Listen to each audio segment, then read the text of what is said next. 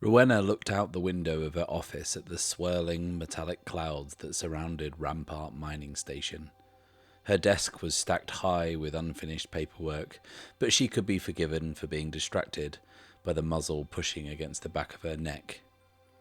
Sign it. The syndicate won't fall for these forgeries. What forgeries? They're signed by the foreman of Rampart herself. Reluctantly, Rowena pressed her thumb to the manifest pad. I don't know what you expect to accomplish, she began to say, but was cut short by the sharp twinge of the needle in her neck.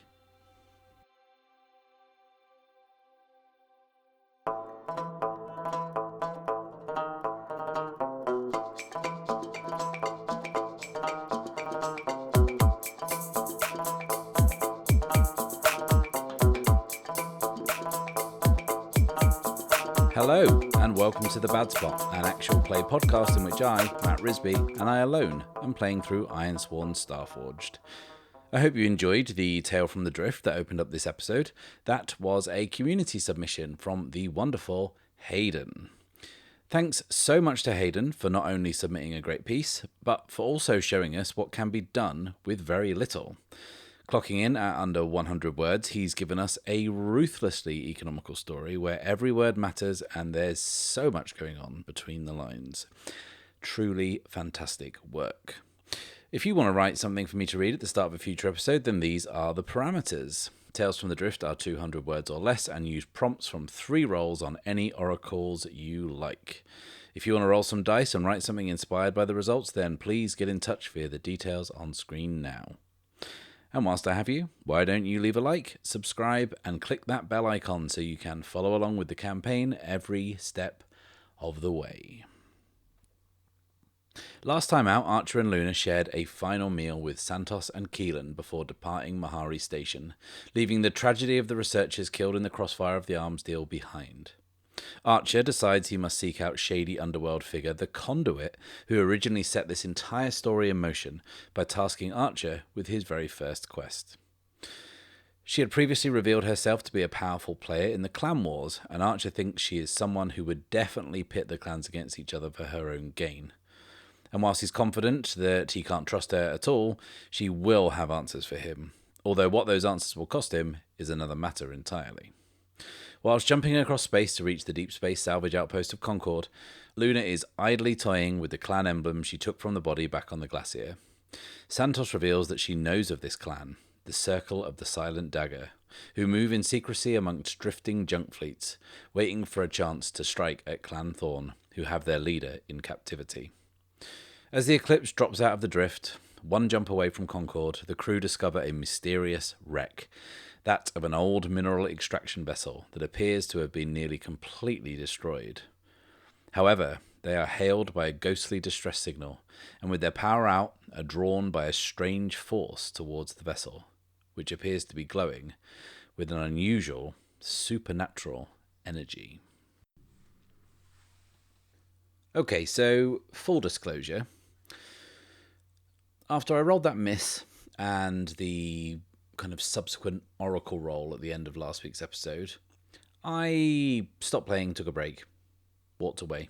As I've mentioned, I do quite often. You know, it's good to kind of step away for a bit and get a bit of perspective and kind of maybe have a think about where the story could go, where these kind of random rolls could take the narrative, and kind of thinking about everything that happened up to that point. I kind of thought, this could really go anywhere. But then I also thought, well, it's Halloween next week, so why not just do a big spooky episode? And that's exactly what you're going to get.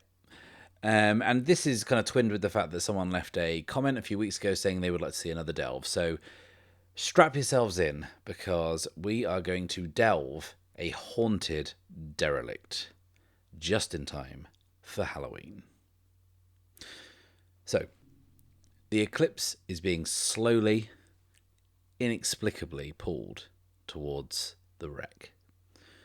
Now, it's a Prospector class vessel. That's what we rolled. And those are used for mining or mineral extraction. So, let's just envision this quickly. So Archer, Luna, and the others in the ship are drifting helplessly towards this vessel. And they watch as they kind of pass closer. And this ship is old, like real old. And out here in the Outlands and in the Forge in general, it is not uncommon to see ships still flying that have been in the skies for decades. But this is positively antique. And appearance-wise, it is bulky and functional, and it's as wide at the bow as it is at the stern. Is it stern or aft? Aft or stern? I think it's stern. I'm going to go with stern.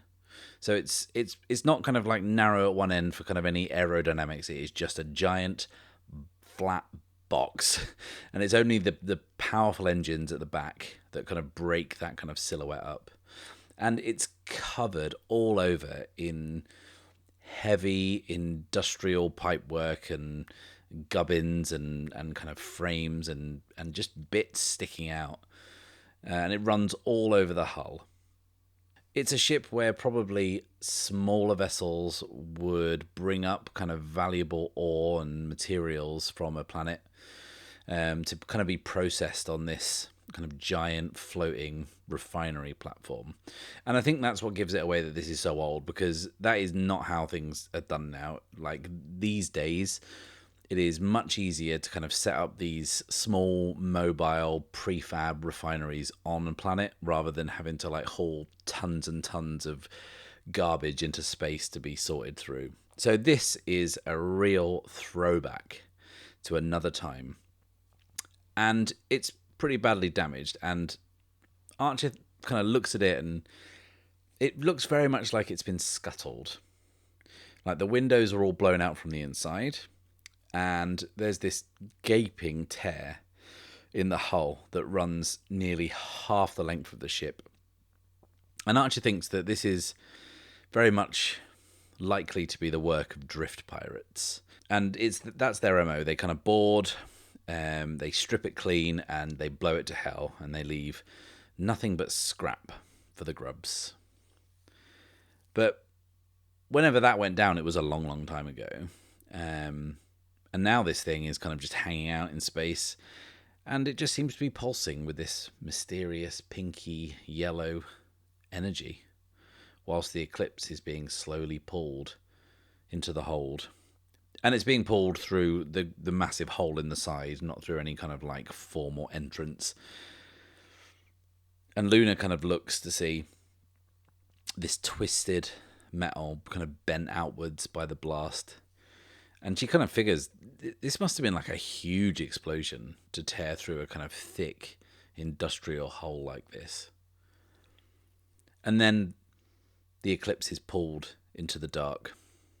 And whatever light from that spectral glow fades, and the landing gear of the Eclipse crunches metal on metal, and they come to a stop in total darkness. And Archer unscrews his staff and fires up both torches, handing one to Luna. And he shines the flashlight through the cockpit glass. And he can't see much. He can only see a few meters out in front of the ship. But what he can make out is maybe the outline of what he thinks looks like kind of a buggy, like a rover, like a really heavy-duty rover with these massive wheels. But other than that, it's just metal and pipework, dark and cold. And after a moment, Luna says, "So, what's our plan?" And Archer just thinks. And then he looks over to Griff and says, "What's our system status?" And he takes a deep breath, and almost a kind of resigned breath, and says, "We'll get out and have a look around. Try and figure out what's keeping us here." And Keelan says, That's our plan? And Luna snaps and says, have you got a better one?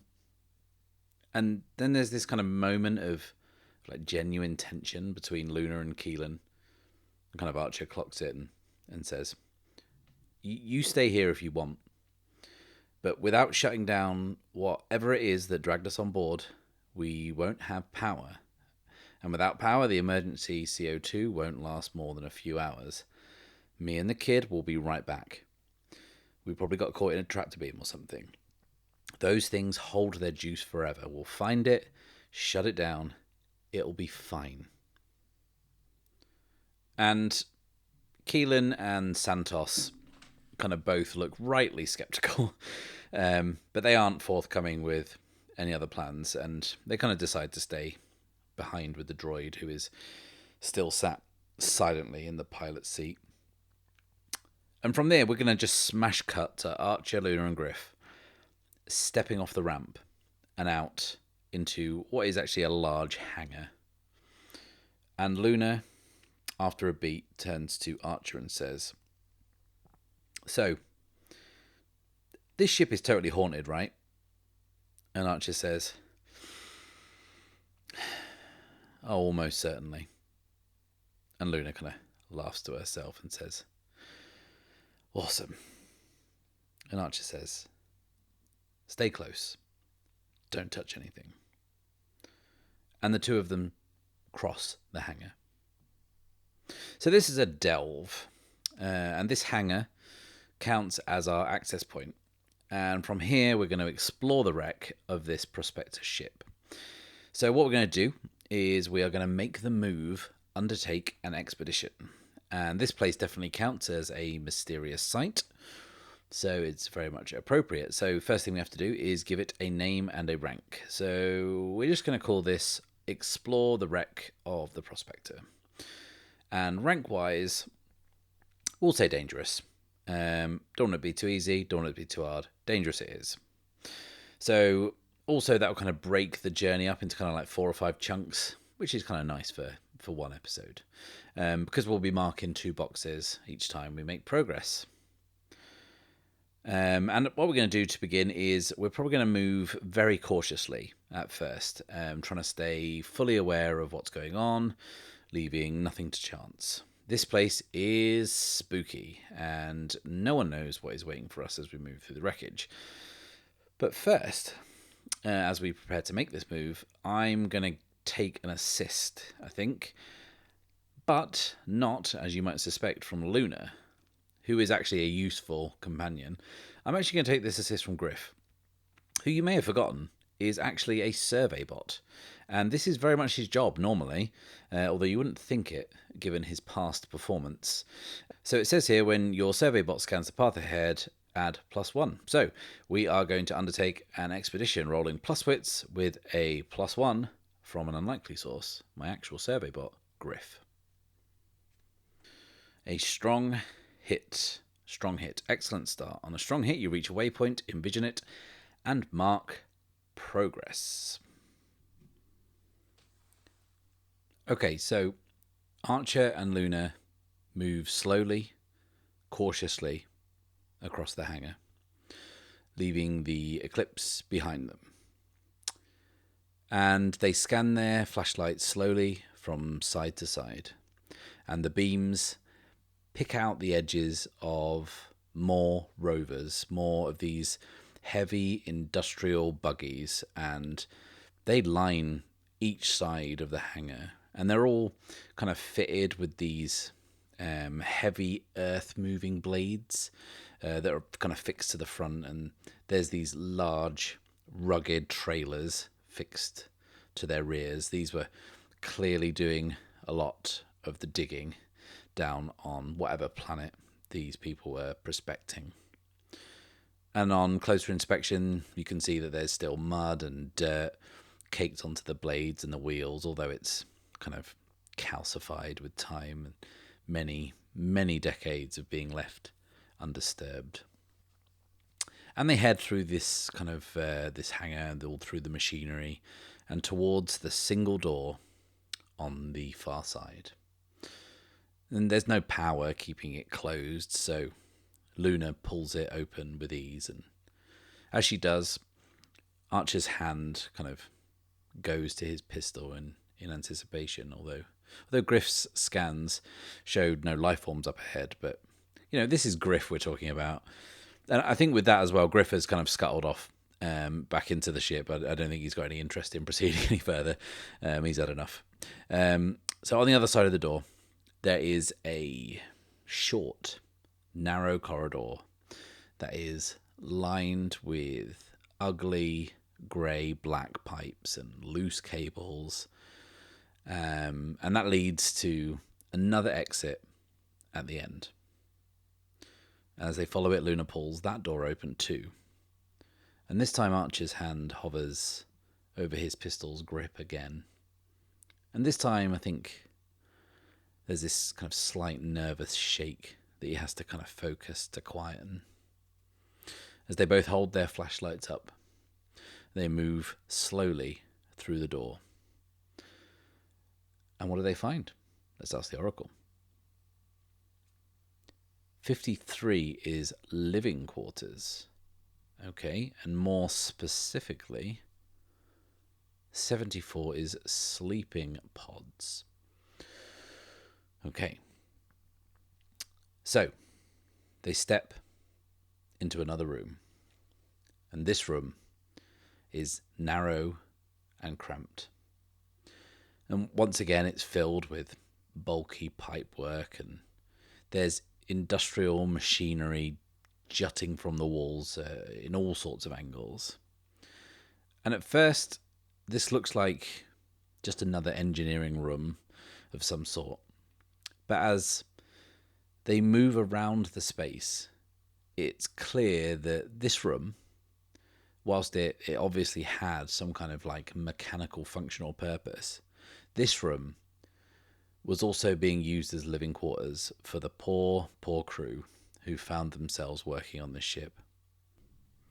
There's a rotted frame of a hammock hanging between two bulkheads, and there's shriveled mattresses in the corners and kind of a small stove set up around which there are kind of scattered items of clothing and other possessions. And this room isn't huge at all, but there are just so many beds set up between every single piece of equipment in every available space. And this must have been like a really noisy, really hot, really uncomfortable place to lay your head after a long day's work. So life on this ship must have been hard and miserable. So we're just going to ask the Oracle now for a bit more detail about the room. So what can we find here? 23 is a cherished personal item. Okay, and as this is Halloween, let's give it some good old haunted flavour. 27. 27 is ghostly visions of this place in another time.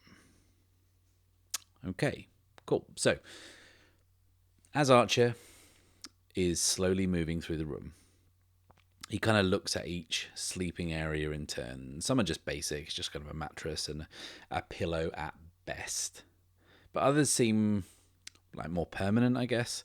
That like some people have taken the time to at least try and make the space more comfortable. And he kind of stops and pauses by this one bed in particular when he notices something on the pillow. What is it? Let's ask the Oracle. 25 is ecosystem. Ecosystem, okay. Okay, maybe it's like a little terrarium. Yeah, so like these miners would have been down on kind of various planets, kind of churning up the earth, digging stuff up. And maybe this owner of this bed found a little sapling, something kind of in amongst the dirt on kind of some lifeless, hopeless world somewhere. And I think that maybe this person cherished this little thing. And this terrarium is no bigger than a snow globe, and Archer kind of stoops down to pick it up and wipes away the dirt that's caked on the glass, and And inside he can just see this tiny, tiny little green plant, kind of pea-sized plant, like this little cactus. It's got these tiny little red spines coming off it. And he's just stunned to see this thing, just kind of something living in this lifeless place. This tiny thing is still alive. And it's at that moment that he feels a presence behind him. He becomes acutely aware of a change in the room. And he slowly turns to see a figure sitting on an upturned crate, facing away from him on the other side of the room. And Archer stands slowly. He strains to see the figure, who is kind of hunched over. And even with his flashlight, it's difficult to see what they're doing. But you can see on the floor in front of the figure, there's a stove burning. And there's a tin pot over the flame that bubbles and hisses. And it fills the air with this sickly sweet tang. And Archer starts to approach. As he nears, he can see that this figure is dressed in heavy overalls. Their back is covered in mud and dust. His hand moves towards his pistol. And Luna says, "Archer." But he blocks her out, keeps moving closer to the figure. You can see the figure's shoulders shaking gently. Luna says, "Archer." Now he's close enough to reach out and touch them. He slowly raises his hand. "Archer!" And Archer turns to see her. She looks confused. He looks back. The upturned crate is there, as is the stove. But it's long since extinguished. There is no one there. And he looks down at the terrarium in his hands and the little green cactus inside. Luna says, "What is it?" And Archer kind of quietly slips it into his satchel and says, "It's nothing. Let's keep moving." And I think Archer's like a little bit shaken by this kind of ghostly sighting, but he's generally kind of stoic enough to want to keep going, to want to keep forging ahead. He's seen stuff in his time out in the drift, and he also knows how kind of frail and gullible the human mind is, and in a kind of atmospheric, spooky place, it can play terrible tricks on you. So he just wants to keep moving. So we're going to undertake an expedition again. And I think we're going to proceed a little differently. I think that because Archer is a little bit spooked by what he just saw, I think we're going to try and move a bit quicker, a bit more quickly. So we are going to be undertaking an expedition, but this time moving at speed, so rolling plus edge. Okay, so that's a weak hit. On a weak hit, we reach a waypoint, envision the location, and mark progress per the rank of your expedition. So that is 2 more boxes, which takes us up to 4 complete boxes of progress. And it says on a weak hit, this progress costs you. And we've got 2 options. We've got to choose one. One is suffer costs en route, which is making suffer moves, or face a peril at the waypoint and envision what you encounter. So let's first figure out where we've come out on the ship, and then we'll work out how we're going to resolve the last move. So the 2 of them move quickly through the makeshift living quarters and hustle along another kind of cramped, dirty corridor. This one's kind of so full of venting and ductwork that they're kind of forced to crouch to avoid the kind of busy industrial mess above their heads. And after several minutes of kind of navigating these abandoned corridors, they arrive at another door. And this time Archer has his pistol out. Luna pulls it open with ease once again, and they step into What do they step into? 16 is engineering, and more specifically, 25 is equipment storage. Okay, so what does this look like? What equipment could it be? What about mining suits? That's a creepy image, isn't it? Like, the room they've just entered is long and narrow. It's no wider than the corridor that they just left. There's a walkway down the middle, and it's the same kind of dirty metal grating that's everywhere else. But on either side of this corridor are rows and rows of heavy mining suits just hanging there. And they kind of look like the antique diving suits. There's like this kind of all-in-one kind of body section, which is kind of a material, like a heavy material, and there's kind of like breathing apparatus on the chest, and at the neck there's this heavy metallic helmet with a glass front. But the glass is kind of now opaque with like mud and dirt, and there are dozens of suits on either side, and it kind of gives this impression that there's rows of figures standing eerily still to the left and right, silently guarding this corridor. And we rolled a weak hit, let's not forget that. We have to resolve it. So in all honesty, I'm over making suffer moves. It's been a long time since I've made one, and that feels good. I'd rather face a peril, I think. So now I can face a peril related to the ship, or I can face a peril related to the theme. And if we're leaning into this haunted house vibe, I think we'd probably better roll on the haunted peril oracle. So, what peril do we face at this location? 82. 82 says, visions reveal a horrifying aspect of this place. Well, so that's just swell. Yeah, well, we've only got one choice, haven't we? Which is to kind of keep going, keep walking through this narrow corridor, this essentially haunted wardrobe. We've got no choice. We have to press on. So Archer now has his pistol kind of level with his flashlight, scanning from side to side, and Luna has her rifle off her shoulder, and she's ready to shoot. Although, I don't know, shoot what. But they're both pretty scared. That's the point I'm trying to make. And they inch slowly along the corridor.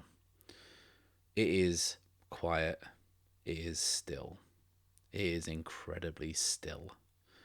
There's no sound but their own breathing in their masks.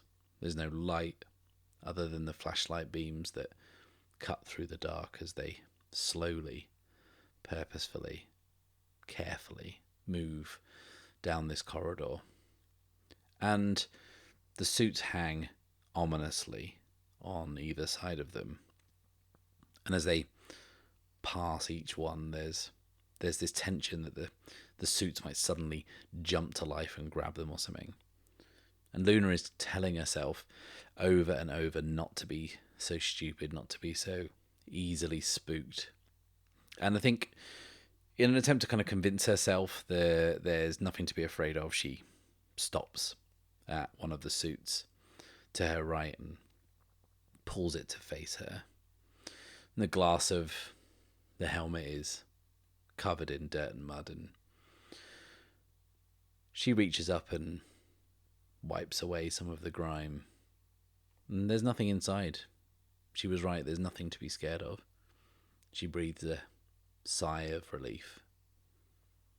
And that's when she catches sight of a shape.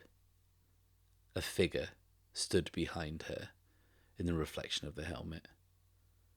And it opens its arms wide and reaches for her. But before it can grab her, she spins and fires her rifle. And the muzzle flash lights up the corridor in blue, and the kind of fire rips through the suits in front of her. But there's no one there. An archer who's further up the corridor, kind of facing back towards her, and says, "What the hell was that?" And Luna says, There was someone there. And Archer checks back along the corridor and looks up and shines his light on the suit where Luna wiped away the muck from the glass. And he says to her again, "Stay close. Don't touch anything." And Luna nods. She's shaken up. She's on edge. And he says, "Hey, stay frosty. We need to keep going." And now they just straight up hustle down this corridor, thankful to reach the end and the next door. So we need to carry on with this expedition. Luna and Archer are both pretty frightened. They're both seen things they can't explain.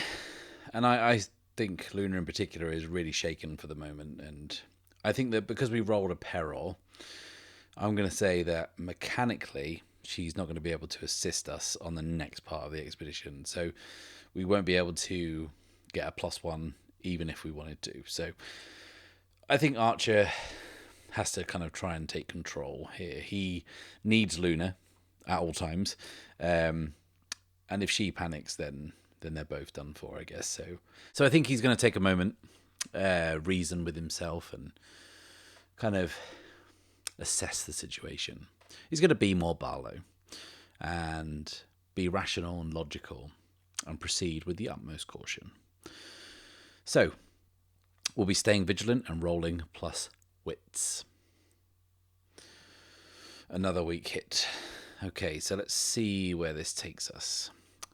So I think we leave the equipment storage area, and as we do, Archer and Luna find themselves in a series of shorter, more functional corridors. These are just nondescript with the same dense industrial appearance as the others, but these are less linear, and they start to kind of branch off from each other, and Archer and Luna find themselves kind of turned this way and that, and every corridor looks the same. It's so hard to tell them apart and hard to tell if they've turned back on themselves or kind of got lost, but they kind of plow on and they're walking for some time before they finally come to a door.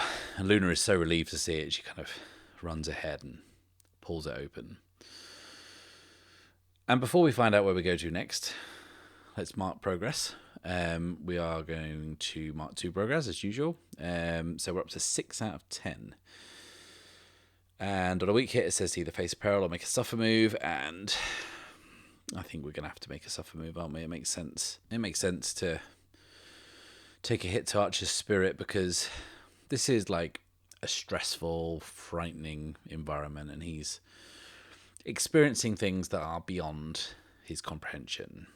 So we'll take our spirit from 5 down to 4. And I also think that maybe for the other suffer move, because we got kind of turned around a bit in that series of corridors, it would make a bit of sense to like say that cost them some time and therefore bump our momentum down by 1. So our momentum goes down from 5 to 4. Will we ever get above 5 momentum again ever in this campaign? Who knows? It doesn't feel like it, that's for sure. So, what's lying beyond this door? Let's ask the Oracle. 68 is operations, and more specifically, 13 is armory. Okay, so it's a mining vessel, but I guess that out in the kind of far reaches of the forge, I guess it would make sense for them to have an armory. So let's get a bit more detail. 9 is buckled blast doors, and 64 is signs of death or violence, and they're pretty much the same thing, aren't they, in 2 separate roles. And let's envision this quickly. So the armory is this hexagonal room, and in the center is a console. The console kind of lined with monitors where the security team must have been based and where they could watch over every part of the ship. But obviously now the screens are all blank. And on the walls there are racks for weapons, but they've all been stripped bare. If the pirates did overcome the crew, they would have taken every last valuable thing. And then there's 3 exits, the one they came through, another door, and then some heavy blast doors that have been just blown open, either by a single blast or by a relentless assault of small arms fire. There are scorch marks all over the room, over every single wall, and pock-marking the console, and it's obvious that the fight that happened here was quick and bloody and brutal. But there are no bodies, which is curious.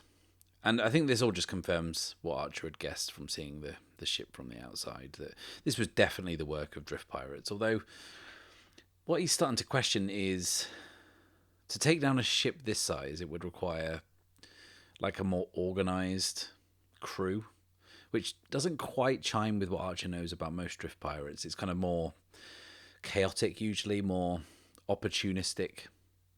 This would have taken like a bit more coordination, maybe even some planning. But yeah, that's not sitting right with him. But I think that's about all we can glean from this room. And I don't want to ponder too much here, so let's keep moving. And I think that we are going to once again move cautiously. And I think we're going to go through those doors that were blasted open. So we're going to once again undertake an expedition, rolling plus wits. A strong hit, that is more like it. So we'll mark progress, and that is 2 more progress, takes us up to 8. So we are very, very nearly there. And then we need to envision what we find. So should we just say we found what we're looking for? I think we should. I think we should wrap this up and make the move, finish an expedition, and then what we'll do is envision what we find after doing that. So when we finish an expedition, that is a progress move. So we're rolling against our current progress, which is 8. Okay, a weak hit. So we reach our destination or complete our survey but face an unforeseen complication. We mark progress on our legacy track as per the rank of our expedition, but 1 lower. So just 1 tick.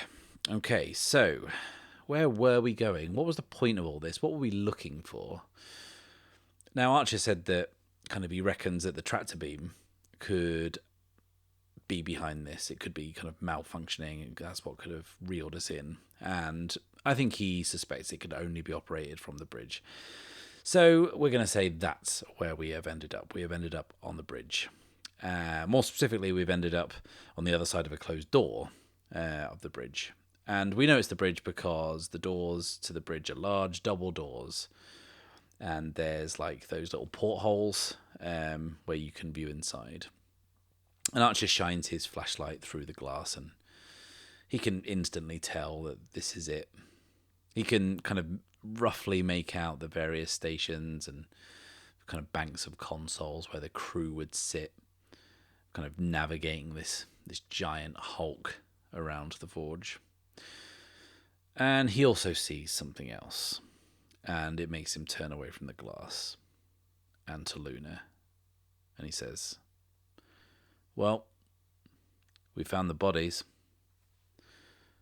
And the pair of them pull open the double doors and enter the ship's bridge.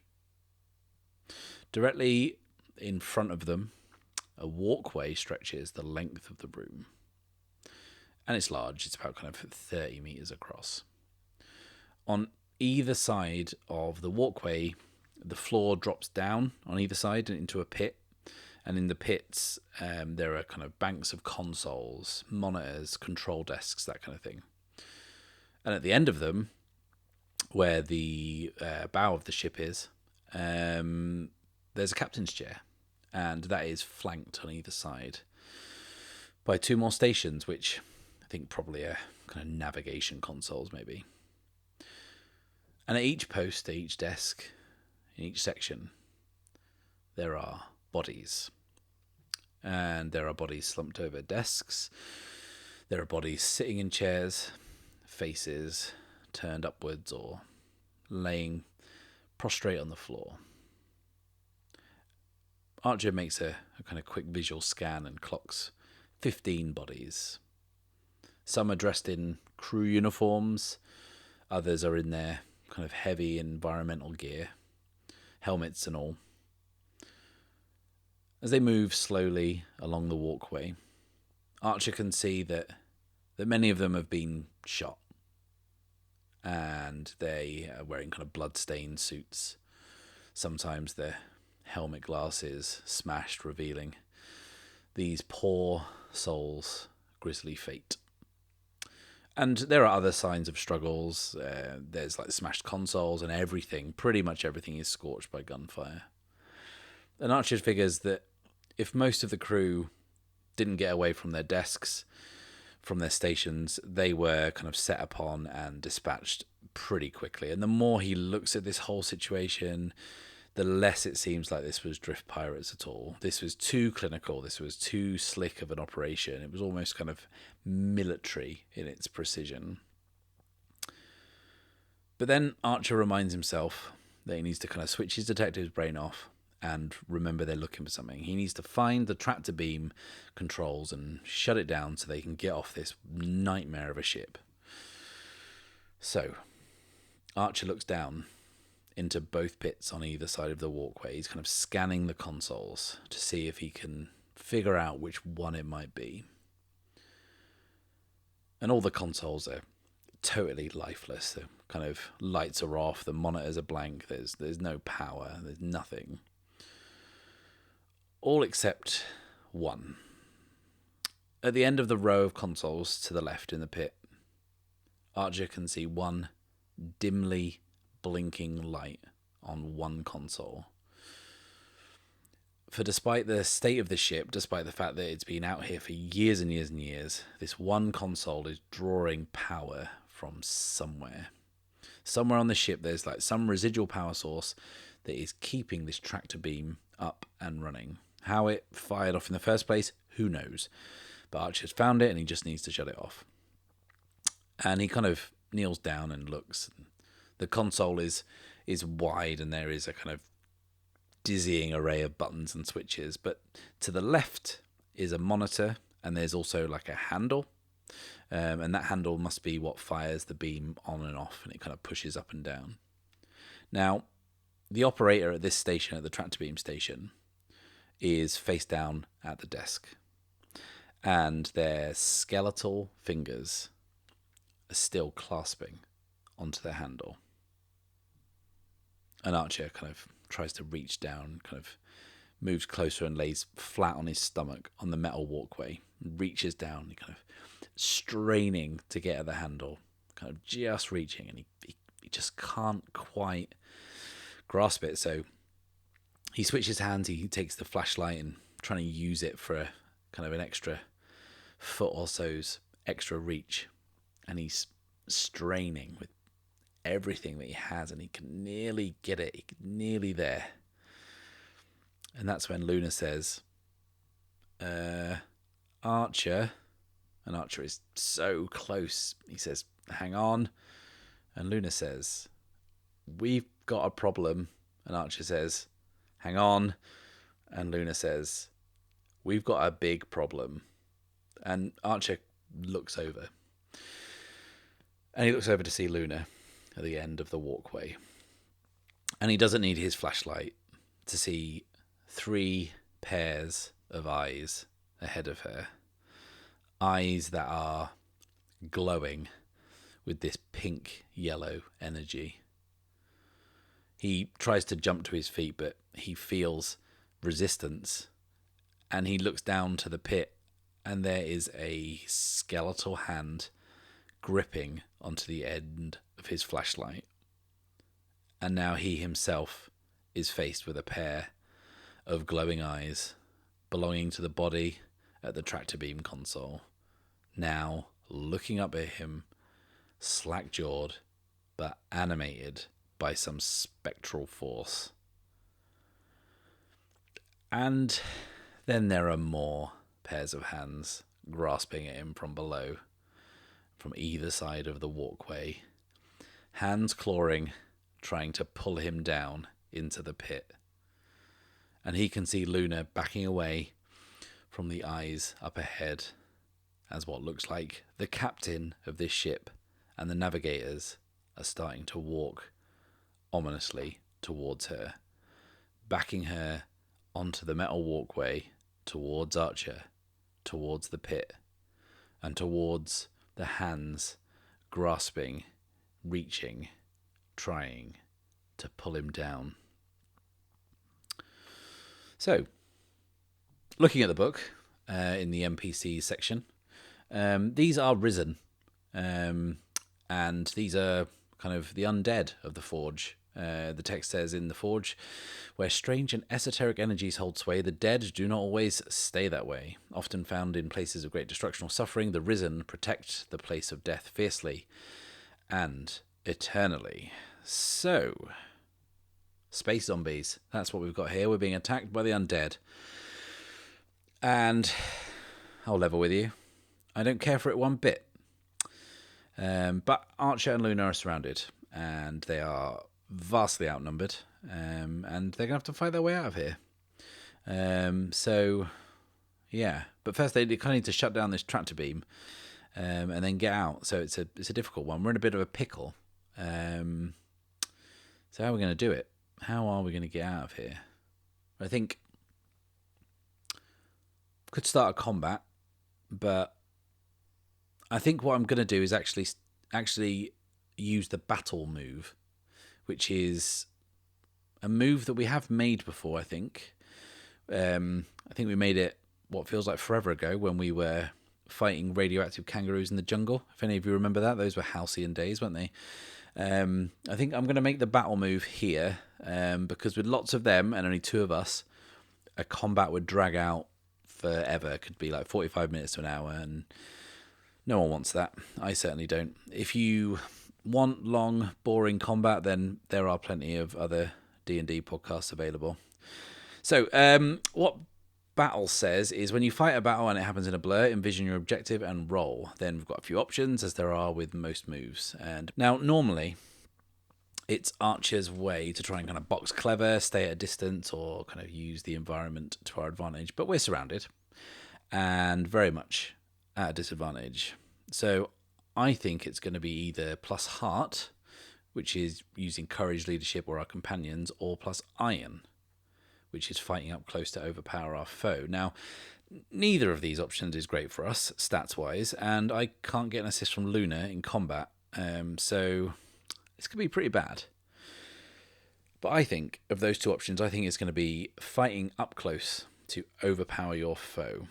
And this is not how Archer cares to fight normally. Now, Luna enjoys a good spot of fisticuffs. Archer, not so much. So this could go south pretty quickly. And I say it could go south pretty quickly, considering Archer is currently lying on the floor, being clawed at by a horde of space zombies. That seems like a weird thing to say, but here we go.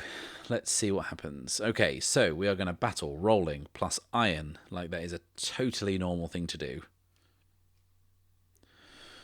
Okay, a weak hit. We'll take that. We will take a weak hit. So it says, we achieve our objective, but not without cost. We must pay the price. So let's narrate this kind of undead brawl. Okay, so Archer is trying to pull his arms free. He's got several pairs of hands trying to pull him down. The risen are relentless. They are mindless, and they are trying to drag him down into the pit. But he's got his spare hand, his other hand, gripped to the grated flooring, and he is holding firm. But there are hands starting to reach up from the other side of the pit now, and he can see that the risen are starting to clamber out onto the walkway.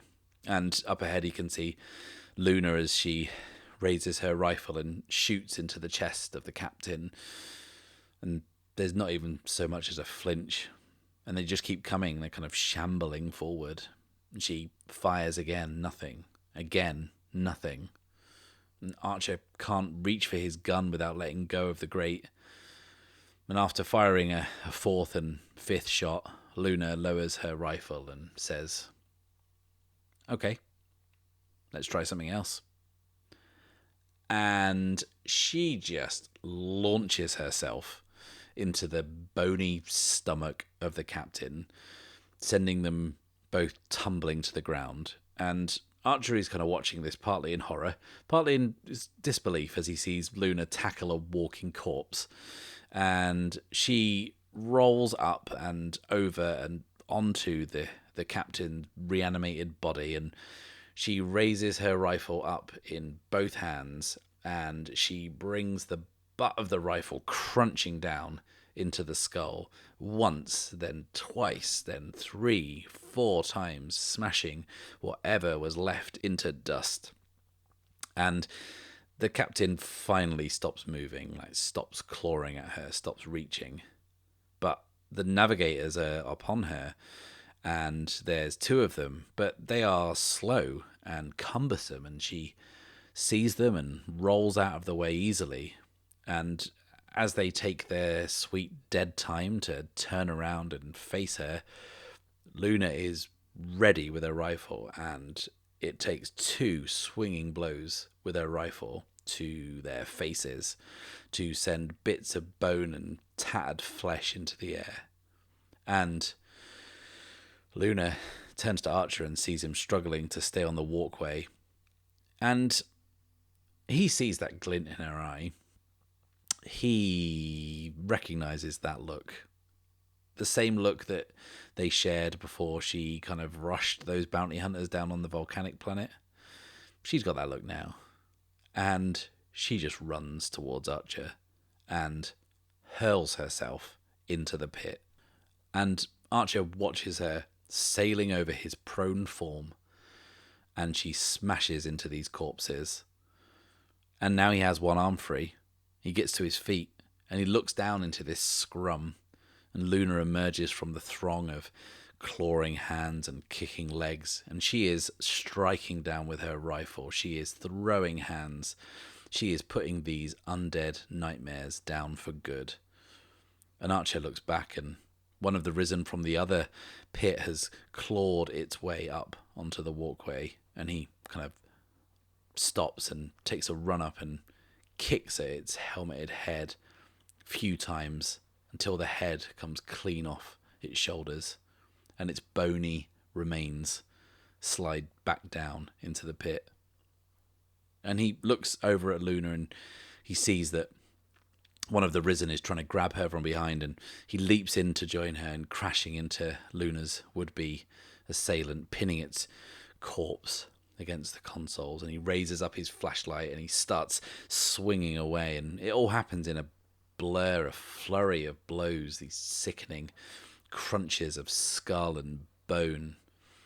And as they turn the tide against the risen down in the pit, Archer turns his attention back to his objective, back to the tractor beam control. The body of the operator is still clutching the handle, although they are now laying lifeless over the desk. Dead for good this time. Archer kind of leaves Luna fighting 2 of the risen. She's in total control, and if I'm honest, she's in her element. And he pulls the bodies out of the way and reaches for the handle. The bony skeleton fingers are still clamped in place. And as he places his hand on top of the lifeless hand that's still clinging on, he feels something. He feels a jolt instantly shoot through his body. He feels a familiar sensation. A sensation that he never felt until very recently. It's the same sensation he felt when he activated the Iron Gate. He feels detached. He feels kind of ethereal for a second. He's kind of separated from the present, kind of removed from what's happening here and now. And he sees flashes of this ship, this vessel, this Prospector class vessel in another time. The captain sounding the familiar Mayday distress signal. The security team making their last stand in the armory. The terrified crew in the pit on the bridge. But then, as quick as that sensation, that feeling, As quick as it came, it's gone. And he turns to Luna, who is kind of panting heavily with the effort of having dispatched so many of these ghouls. And she's giving him a look as if to say, what are you waiting for? And he remembers quickly, gets back in the room and pulls back the handle on the tractor beam console, and the last blinking light on the ship goes out. And then Luna leans in and reaches down and pulls open the paneling below and just fires several shots with her rifle into the wiring. And then, for good measure, she smashes the handle clean off with the butt of her gun. So, with that brutal, violent, madcap undead scrap over with, it's time we paid the price for that weak hit. Now, there's no obvious negative outcome, and I think that taking our health or spirit down would just be boring. So let's consult the pay the price table. And looking at it, I think there is one that I like the sound of, which is 15. You face the consequences of a previous choice. So, Archer and Luna work their way quickly back through the vessel. They retrace their steps through each part of the ship that they discovered on the way to the bridge. Luna is taking point, she's leading the way, but Archer is lagging behind. And he's not injured, it's just his mind is racing. Racing with many thoughts, primarily, what was that feeling? What did he just experience? And then he winces as flashes of strange imagery fill his head. He hears painful cries of a people suffering a cruel punishment. He sees landscapes, structures he's never witnessed before. And he kind of stops to shake his head clear, and Luna turns to see him struggling in the dark. She motions for him to pick up the pace. And he does his best, but she can tell something's wrong. And eventually they find their way back to the hangar, and they are both relieved to see the lights on in the cockpit. Santos and Keelan have the power up, and they are waving them home. And Luna and Archer are both exhausted, and Luna helps Archer on board, and the others come down into the hold to make sure they're okay. And kind of Archer kind of implores them all to just get the ship in the air, to keep going, to kind of get off this forsaken wreck. And they don't really need much convincing that it's all fine before that's exactly what they do. The droid is at the controls. They pull the Eclipse away from the wreck of this prospector, and they prepare to jump into the drift. And Luna watches through the rear viewing port as it disappears, thankfully, into the far distance. And then we're going to cut to maybe half an hour later, something like that. The Eclipse is mid-jump, the final leg of the journey until they reach Concord. And Archer finds himself stood in the connecting corridor on the Eclipse, staring at the bulkhead, staring at that strange symbol carved there, the symbol he has since come to understand. Luna joins him. She's been cleaning herself up, getting the muck from the prospector off her, but even after an intense scrub, she still doesn't feel clean. And she says, "You good?" And Archer sort of looks down at the floor and nods unconvincingly. And Luna says, "You seem to be going through something back there. You sure you're okay?" And Archer looks up at the symbol again and says, "I've not felt the same since Paxton Hold, since the gate." And Luna says, How do you feel? And he takes a moment before he just says, different. And she says, different how? And he says, I feel like when I activated the gate, something changed. Not just in me. Something bigger than me. Bigger than us. Bigger than everything. And as he looks at the symbol again, he can see its edges starting to glow with a white light. And he says, I feel connected.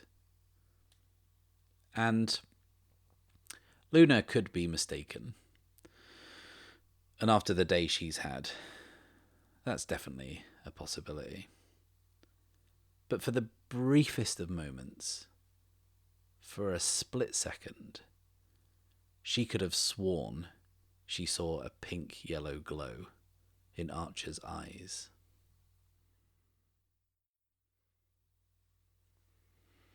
Thank you a million times. Thank you for watching. Please like this video, subscribe if you have not done so already, and click the little bell icon so you can be notified when the next episode drops. I will be back next week, but until then, it is farewell and safe passage.